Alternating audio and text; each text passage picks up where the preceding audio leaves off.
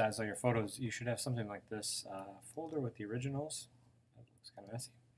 And a folder with the new, smaller saved files. And looking at the little thumbnails here, I think I screwed up. But that's all right. You might too, and you might not. And it's not that big of a deal. You can. I think that my numbers are out of order here, but I'll show you how to work around that. If your numbers are in order, great. If not, well, you just got a little more work to do like me.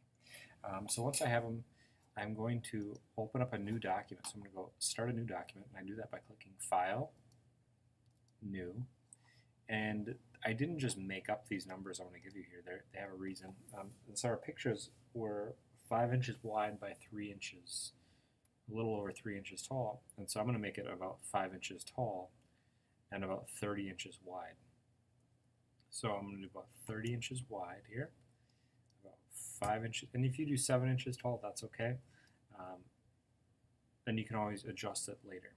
And then I'm going to do 300 pixels per inch for my resolution, and then hit OK. And what I'm going to get is this really long white document to pop up. And people are like, oh, it's too small, I can't fit it. Right now we're at 16% of the actual image. If you look up here in the top left corner. And so that's the first step here. The second step is to open up your files and pop them on there. And so I'm going to open up number 1. And now I'm going to select the whole picture. And you can do that by hitting the Command A key. And you'll see that marquee pop up and spin around the whole picture. Command C. And then I go to my document and I do Command V. And if I get a message like this, I just hit OK. And now I'm going to grab the Move tool and take this layer and move it to either end. And if you're out of order, you're going to have to pay a little more attention here to the next layer, because what we want is we want to start on either the left or the right side and have our layers correspond with that. So the first layer would be on the bottom, the second layer would be the second layer from the bottom, and so on. We don't want random order of layers in relationship to the pictures moving left to right. So I got one on there, and I'm going to open up my second one. So here's my second photo. Now if you don't get the Command A, Command C thing, you can come up here to the top and you can go select all, and then I can do edit, copy, and then come over here and go edit, paste. And so there's my second picture.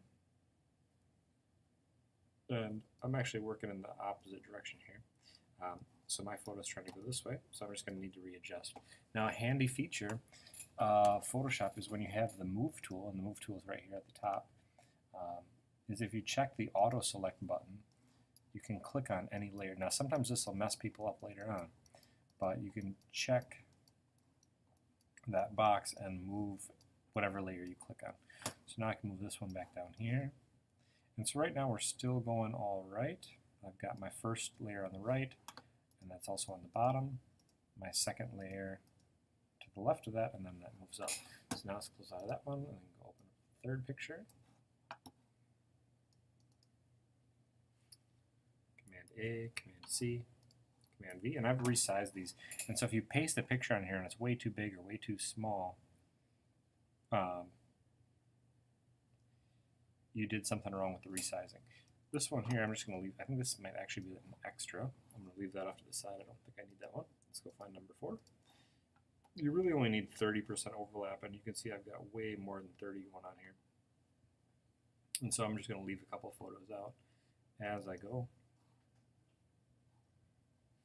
So this one looks like it's out of order as well. Command A, Command C, Command V. So this one doesn't fit on either end here because you can't see any building. So I'm just going to scoot that one down here to the side and wait till that one comes up. Open up my next one. This one looks right. We'll see.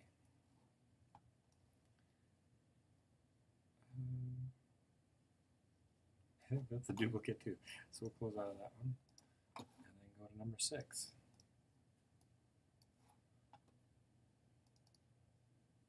All right.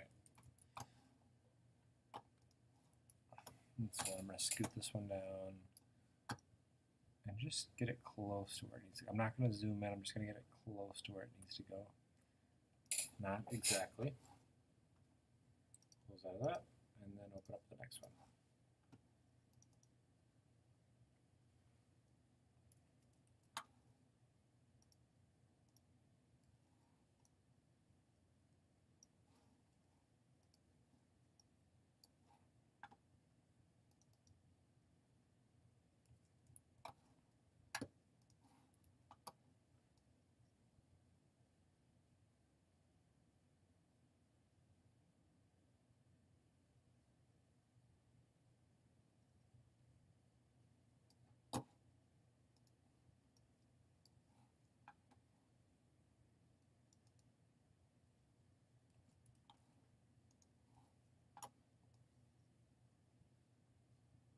All right, so I've got these four, 1, 2, 3, 4 on the right side in the right order, and then these other ones are working backwards here. So I'm going to click on this one, and that one should be right above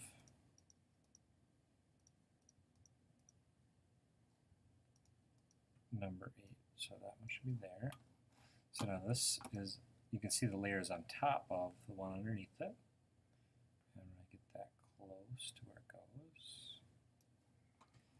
And then this one should be the next highest. So it's on top of this one. Get it close to where it needs to go. And this one needs to get dragged up to the top. So that one's close to where it needs to go.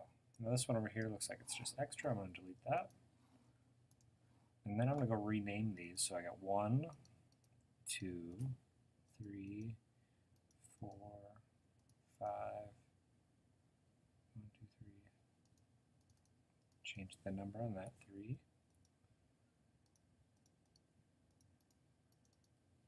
4. So I just click on it and then click on it again. Wait for a second to rename it. Actually, it's a double click, sorry. And then 5, 6 is right, and 7. All right, so that is the arranging of the panorama, and that's a really important step to getting the masking, which is the next step, done right. The masking and the warping done right is making sure that they're in order and layered right.